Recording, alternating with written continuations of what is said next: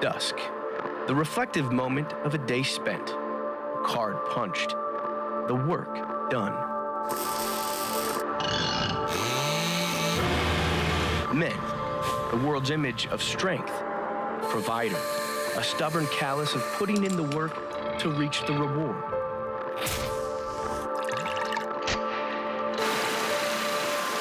Far too often, that work falls short at our own health, to a hard-headed, no better, man-tested ignorance.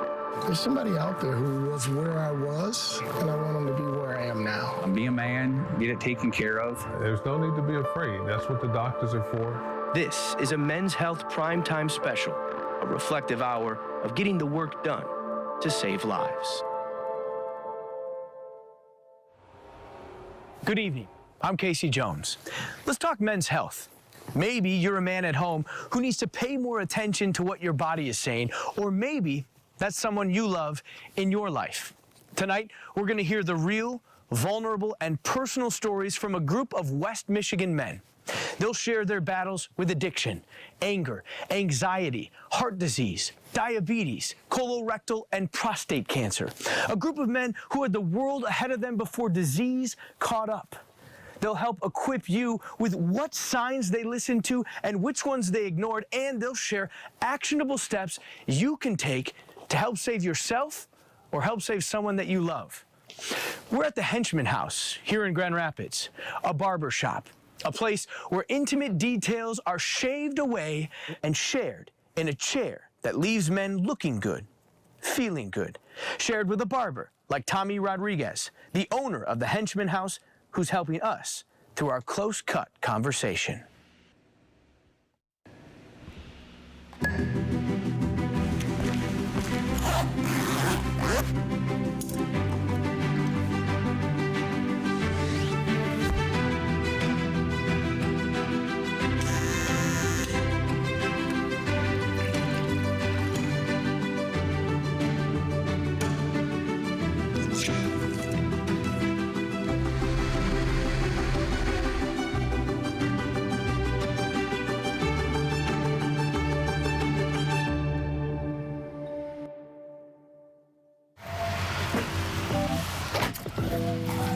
Tommy, what's up, man? Good to see you. Good to see you, boss. How you been? Great, really good. Yeah.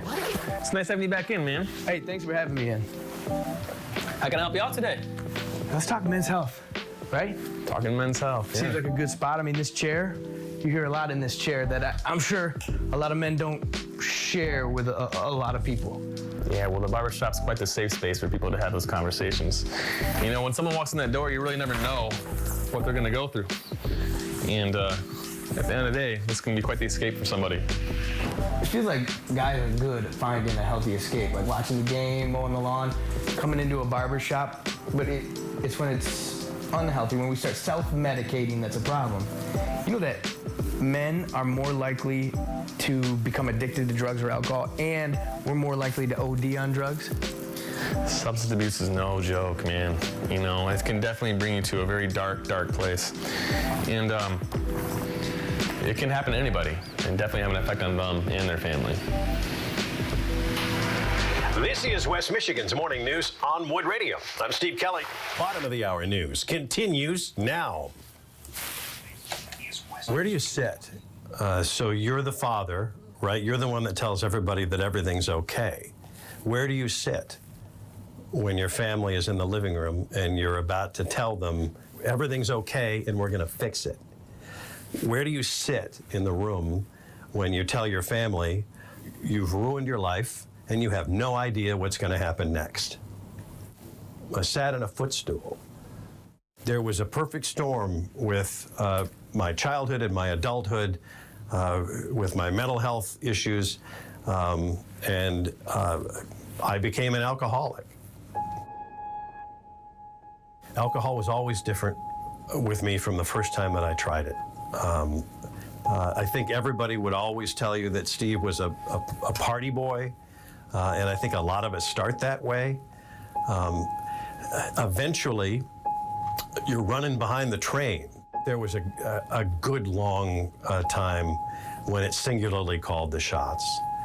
And somehow during that time period, I appear to be engaged in pictures.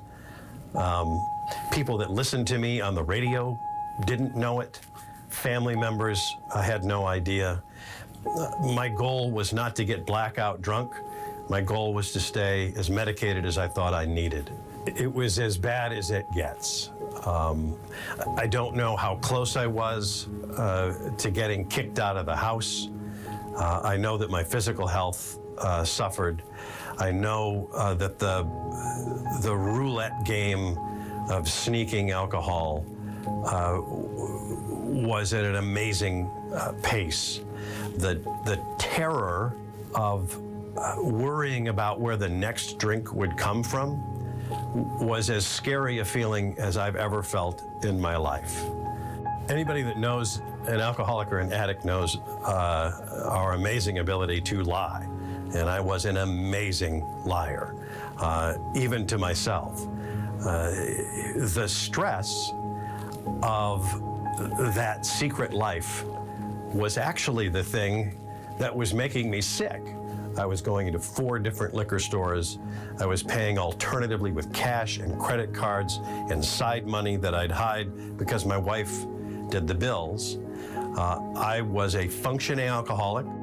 It changed my relationship with everyone because the most important thing to me was alcohol.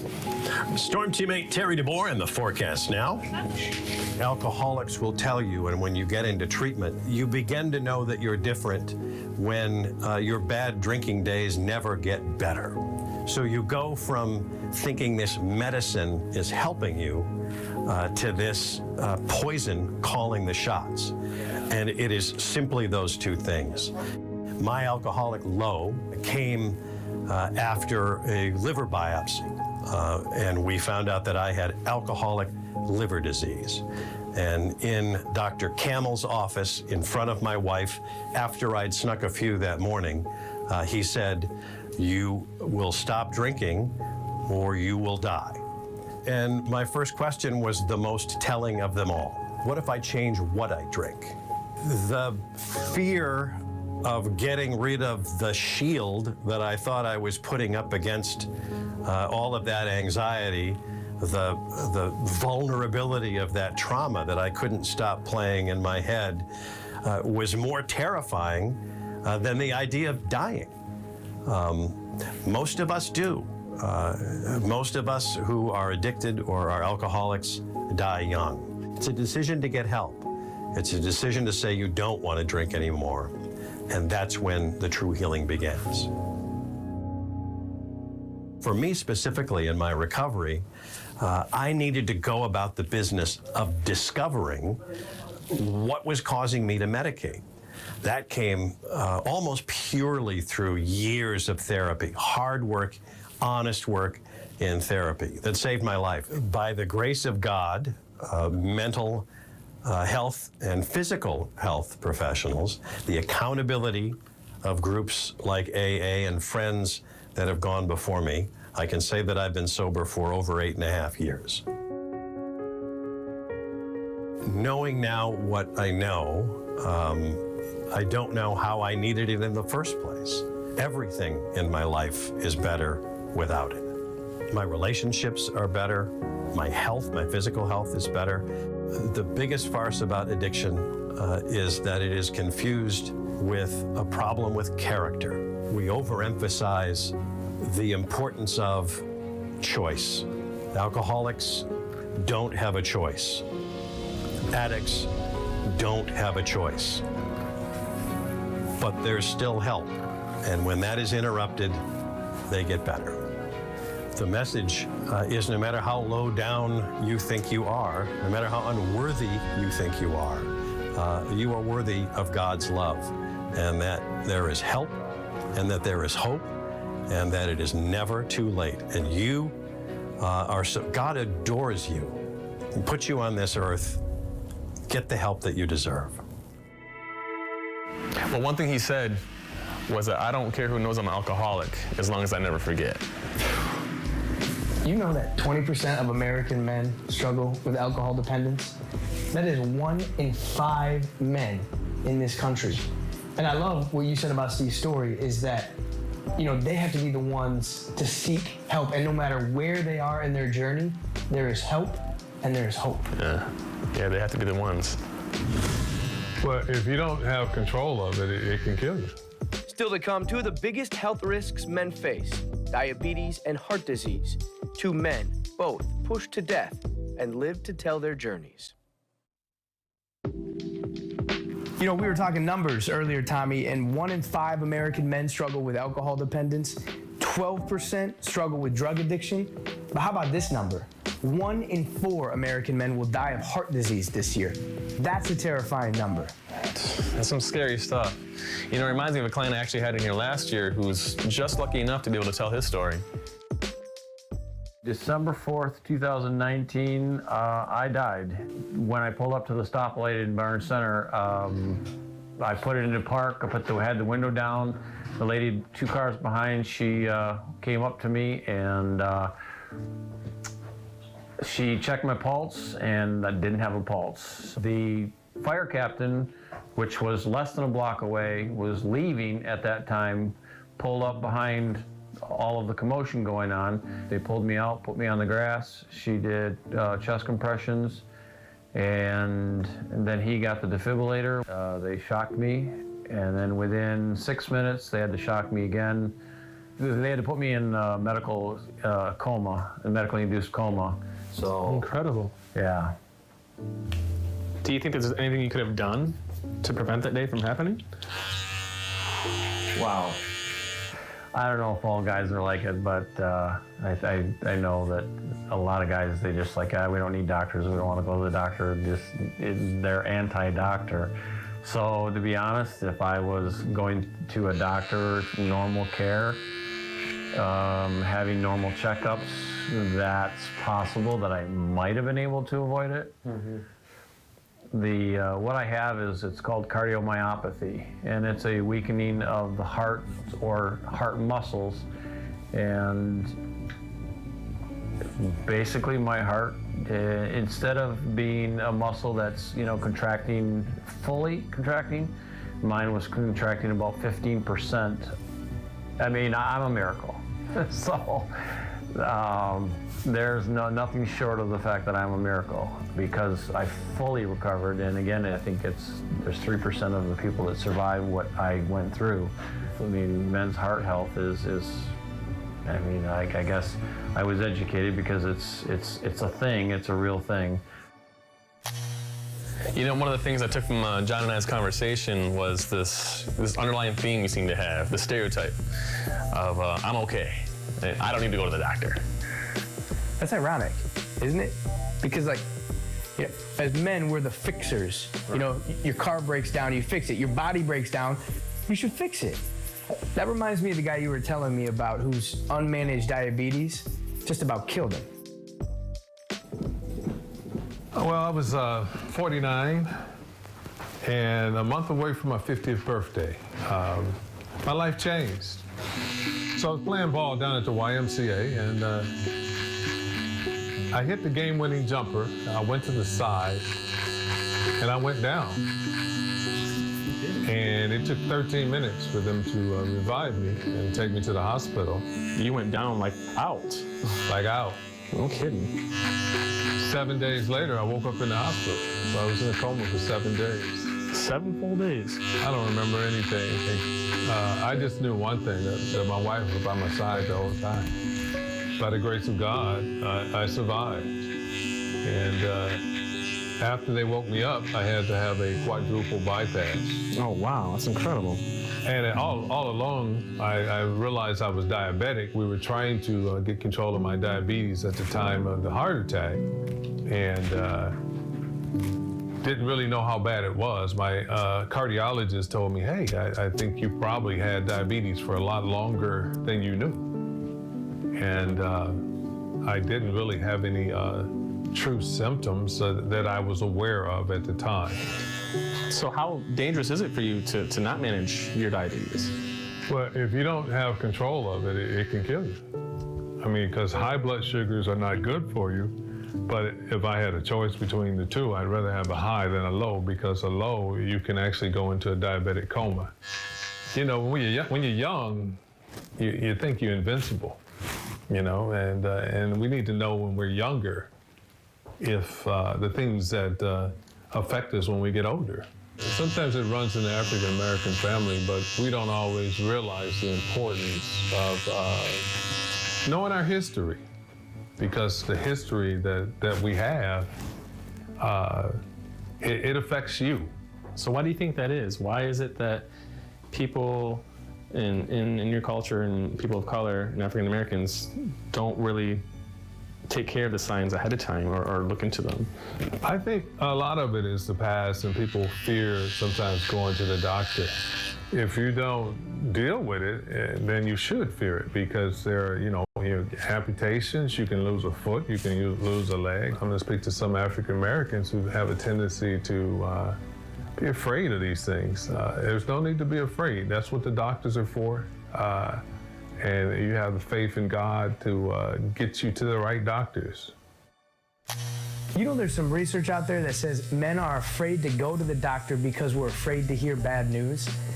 With these stories, I mean, the bad news comes, and wouldn't you want to be prepared? With diabetes, I mean, that can lead to a whole long list of other problems. Heart disease, stroke, vision loss too.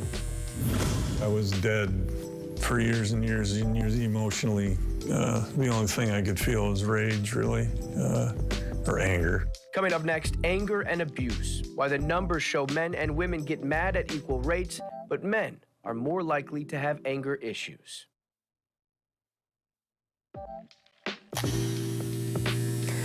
Tommy, I want to talk to you about anger, because I feel like men are always labeled as angry and aggressors. But there's a lot of research out there that says that men and women get angry at equal rates, but men just express it differently. So we deal with a lot of anger issues.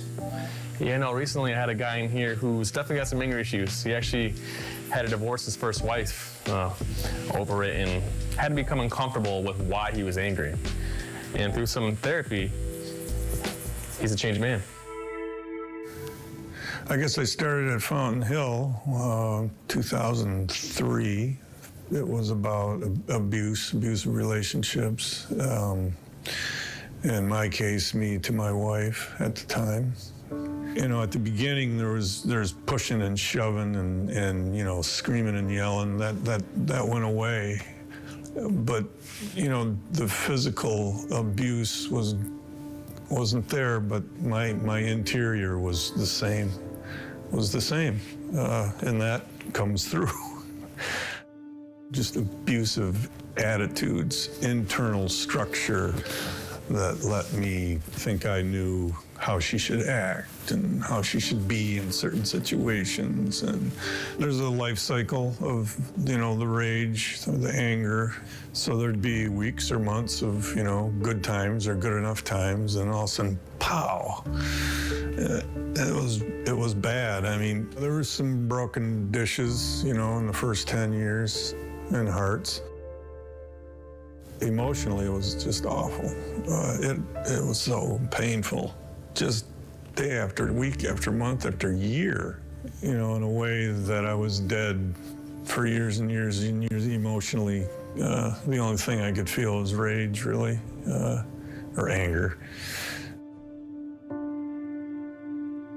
27 years. I filed. Yeah, I started to change finally. And that changed everything. I'd like to do it over. That's not possible, of course, but I'd still marry the same woman if I could. Therapy, that was a couple of years worth, figuring out that I wasn't angry at my wife, that she didn't deserve, you know, 99% of that. It was fearful discovering, you know, that I was angry, you know, really probably mostly with my father. Not that he was a bad father. The real strength of the therapy was the other men. in the room. That's really scary. That's really scary. I'm still scared of it. That fear is right there. But learning how to exist with that fear and then just keep going, learning how to listen to my body, what it felt like physically inside to be angry, and starting to understand that it was okay to be angry. I could just be. I didn't have to do anything about it. I let it happen to me. I let people see inside. I let, particularly the other men in therapy. It's different now, my life. It's a much better life. I trim my dad's toenails now, so that's a big deal. You know, he's 93 now. That kind of touch that didn't happen between me and my father. You know, I don't particularly want to talk on TV or anything about my abusive past. I really don't. But if I'm asked, I'm willing, because people need to hear they can come out on the other end, maybe, and experience healing. You know, he's married again, which is fantastic, but he still has those same feelings that come up. And when his wife has to have a serious conversation, the feelings come back. I just think there's a lot of men out there who can identify with that, right? But hopefully his story, his vulnerability can resonate, and it can show them hope in their own journey. Up next on Close Cut Conversation. And I was ready to stop battling. A fight is a fight when you feel like you can win. But a fight is no good when you feel like you don't have a chance to win. How one man's struggle with anxiety pushed him to write goodbye letters to his children, and how a phone call saved his life.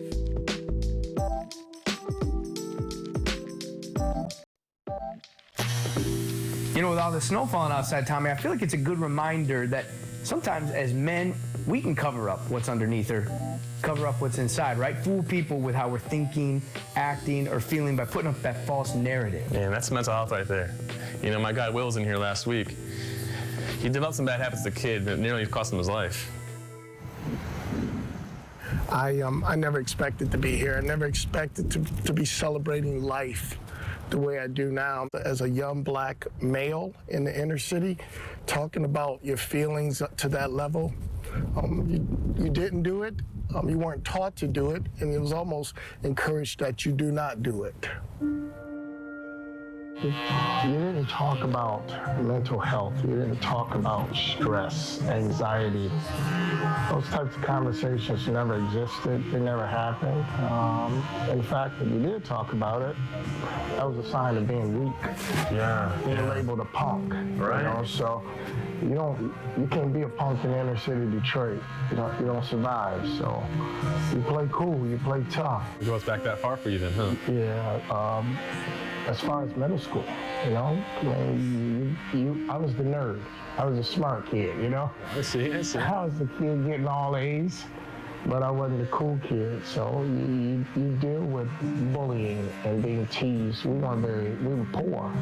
Getting ready in the morning, knowing you had to leave the house and walk to school, and knowing you're terrified.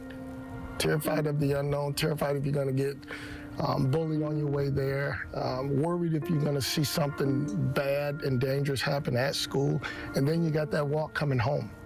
So bottling that stuff up and holding it in and acting like it didn't exist, that's how you dealt with it. I wish I knew that bottling it up, how that could really have a negative impact on you in your later years. I was in a great place. 2 great young kids in high school. I was married at the time. I had a really good career. I was healthy. Great friendship circle. If you didn't know me, you thought, my gosh, that dude, I guarantee you he loves life. Because on the surface, it looked like that. But inside, the demons just started coming to life, waking up cold sweat. I mean, you wake up, you have such a level of nervousness. I wake up in the middle of the night, I'm like, why am I sweating? What am I upset about? What am I nervous about? Things just stack up and up and up. And before you know it, you're below water and you're drowning. You're drowning in your own anxiety, your own stress, your own self-doubt, your own pity. I think one of the biggest things that came from me was pity. I felt sorry for myself. I was frozen in my own selflessness and lack of self-worth. Unmanaged, unchecked anxiety, it can lead to darkness. It can lead to stress, higher levels of stress, depression, and even darker thoughts beyond that. Self-hurting, giving up on life. I was there. I can look you in the eye and tell you I was there. I didn't see a positive end. I didn't see a positive outlook. There was no light at the end of the tunnel. I had built a plan because hope was gone for me. So I built a plan. I had written letters to my 2 kids. And I was ready to stop battling. A fight is a fight when you feel like you can win. But a fight is no good when you feel like you don't have a chance to win. I was lucky, though. I had a good friend who I was able to reach out to, and this gentleman was traveling overseas, and by the grace of God, he picked up his phone that day. Had he not, I think I wouldn't be sitting here, but he picked up the phone, and he talked to me and gave me a number to call, a hotline. And I never called a hotline in my life because I don't like talking about my problems, but I called this hotline and they just gave me a couple tools to slow down, breathe. Don't think about the negative. Try to focus on 2 things that are positive in your life at this very moment. And 2 things are my kids. It goes against everything in my DNA to go sit down in front of someone and just start to talk about personal stuff. But when you look at life, at your darkest point, what do you have to lose? What's the alternative? And I think that's the one thing that I would look at anybody and say, you can go talk to someone and not worry about being judged. That was my biggest concern. Was they were going to, I would leave that office and they would look like, man, that guy's a mess. And I never felt that way. Well, I didn't even know what I was dealing with. I just knew I was in a dark place, a bad place, and you try to cope by any means necessary. So how do you cope with these feelings sometimes? Do you find any exercises or things you practice to help you cope with these? I play golf. Oh, that's a good way to do it. A whole lot of it, man. That's a great way to do it right there. I play golf all summer. I get away in the wintertime and play. I try to play every month. Being able to talk about it, being able to admit that you have this stress and this anxiety and not ignoring it. That's what I did all my life, was I ignored it. Yeah, it's also the hardest part too, yeah. right? Ignoring it was easy. Talking about it it's a lot of work. My goal is to help someone who's thinking right now, I'm struggling, but I can't do anything about it. I'm struggling and then nobody cares. I'm struggling, I have no resources of how to attack this thing. I feel great because I want them to know if I can, they can. And Will's story is so powerful. You know, my wife works in the mental health field, so I've learned a lot about anxiety and how it can present itself, you know, and some of those physical characteristics that I didn't even know were anxiety in the first place. But knowing that 1 in 5 men suffer from anxiety, and anxiety is a leader or a step towards suicide, and that men are 3.5 times more likely to die by suicide, that's scary stuff. Yeah, and half the time we don't even know we're dealing with it. You know, Will taking the time to share his story, it's a great opportunity to save a life. Still to come on this Men's Health special, we turn our attention to cancer. A man doesn't talk about this. This is something obviously that can happen to anybody. The symptoms and stories of 2 men that caught their disease before it could take their lives. You know, Casey, one of the beauties of the shop is that bond that's kind of created here.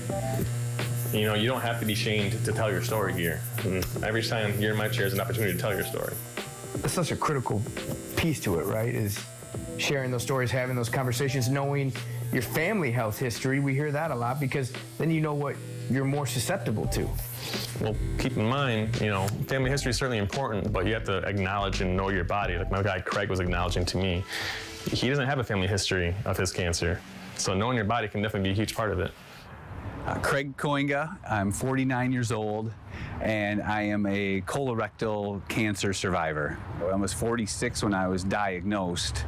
I've always been a relatively, healthy guy. I'm a runner. I've ran 8 marathons and like 12 half marathons. I did a lot of triathlons in my 30s and in my early 40s. I was training for a half marathon in Chicago, but during my, especially I remember like during my training, I just had some unusual things going on with my body, and mainly with as it pertained to bowel movements.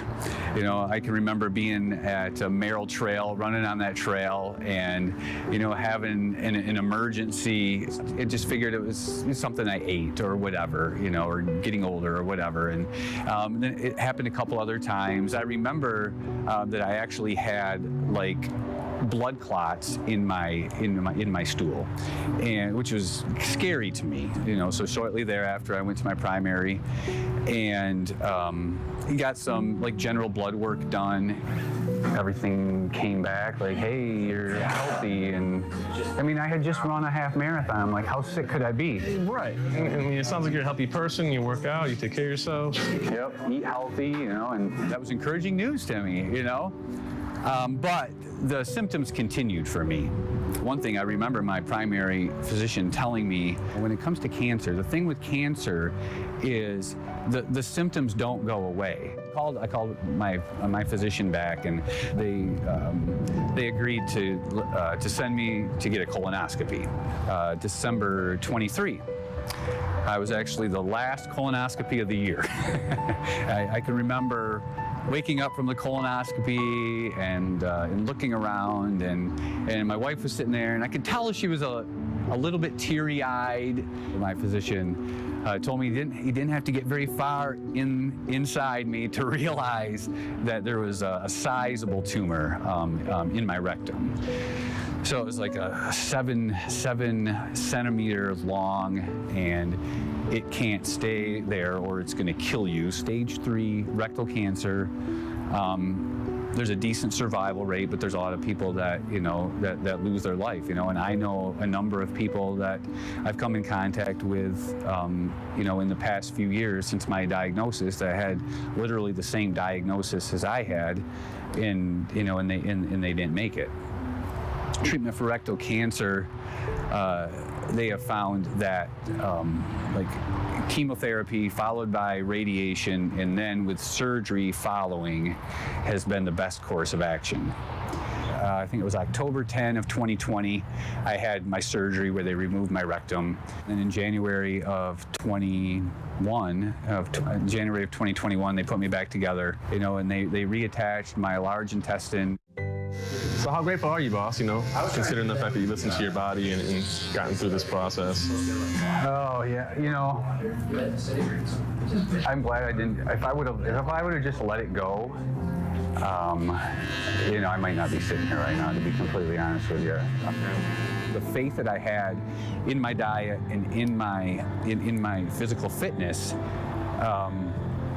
I had way too much faith in that, because no matter how healthy you are, no matter what lifestyle you lead, how great your diet is, this is something obviously that can happen to anybody. I am cancer free. Yeah, very thankful to say that I'm cancer free. Us guys, we want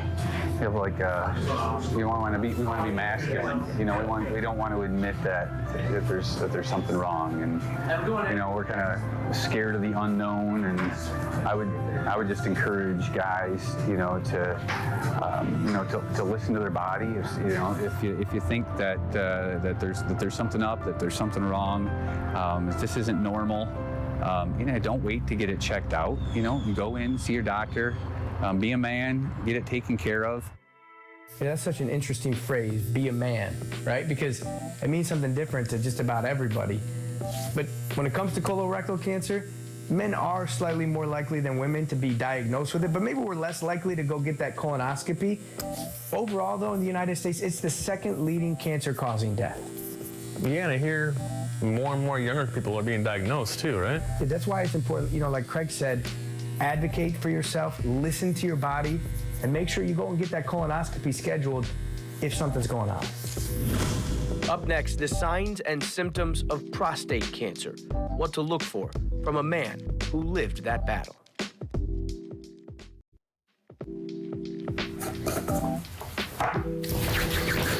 Well, Casey, we're actually just finishing up here, boss, but I can see you got something else for me. Man, I just keep thinking about that story you told me about Alejandro in that back room. How he was 1 in 7 West Michigan men each year who were diagnosed with prostate cancer. But because he acted on his symptoms early, he was able to get out in front of it. I'm 54 years old, and one day I was with my wife, at night,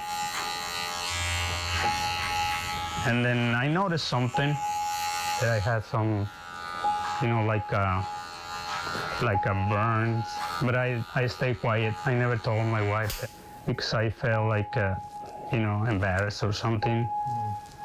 Then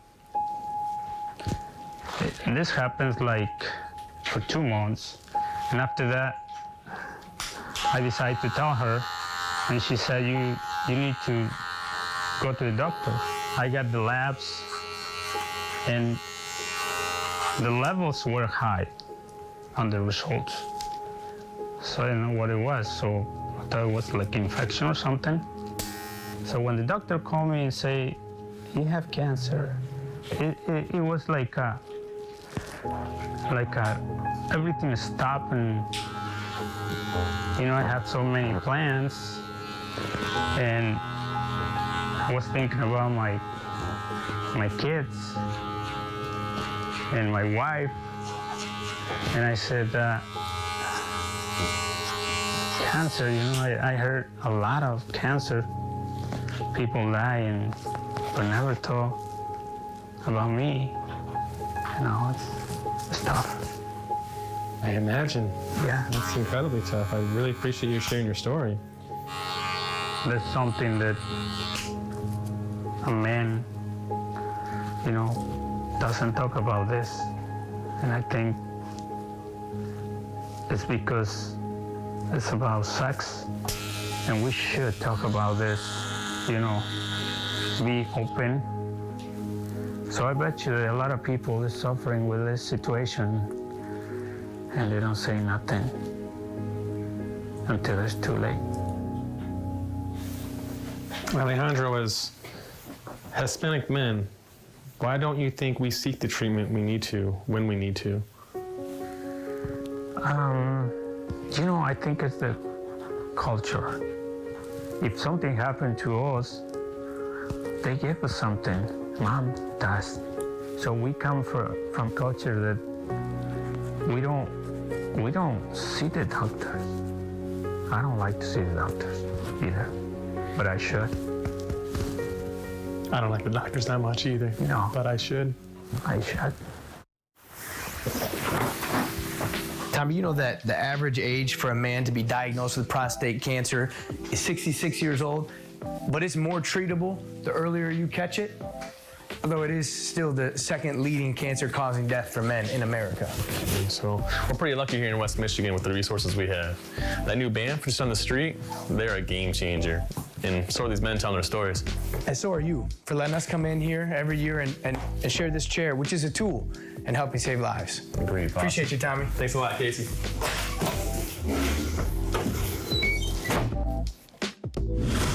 Not to sound cliche, but it can literally be life or death. Next, we give you actionable steps to take right now that could help save you or someone you love.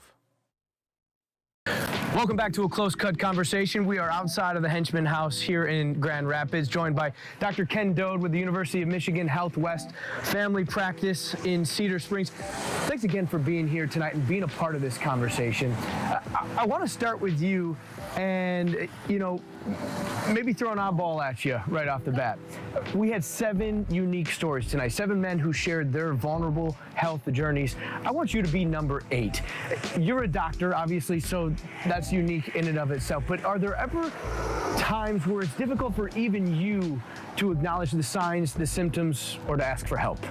Yeah, Casey, recently I had a diagnosis of a heart condition, and it was easy for me as a man and as a physician to explain some of the symptoms away.